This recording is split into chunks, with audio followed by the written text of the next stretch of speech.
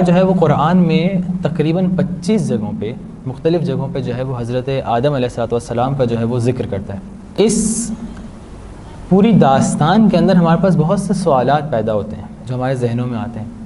سب سے پہلا سوال ہمارے پاس پیدا یہ ہوتا ہے کہ پروردگار نے آدم کو سجدہ کرنے کے لیے کہا کیوں؟ کیا آدم کے علاوہ اور دوسری مخلوقات نہیں تھیں کہ جنہیں پروردگار کہتا ہے کہ تم نے سجدہ کر؟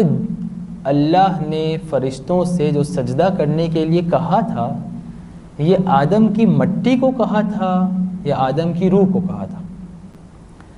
اگر مٹی سے کہا تھا جو جسم ہے تو جسم تو اور بھی بہت سارے ہوتے ہیں، مٹی تو اور بھی بکھری بھی بہت تھی، تو پھر کسی اور مٹی سے سجدہ کروا لیتا، یہ اس پتلے کو سجدہ کیوں کروایا؟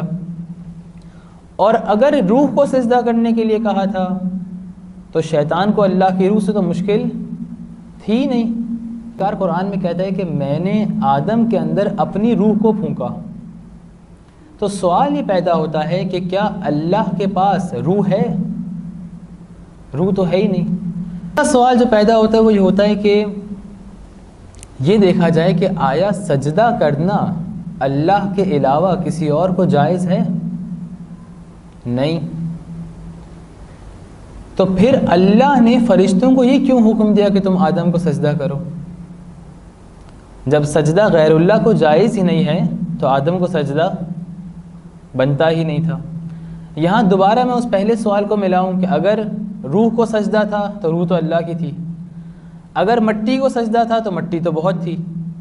ہو سکتا ہے کوئی انسان یہ کہے کہ بھئی روح اور مٹی جب ملتی ہے تو نفس بنتا ہے، تو ہو سکتا ہے کوئی یہ کہے کہ جو سجدہ تھا وہ نفس آدم کو سجدہ تھا۔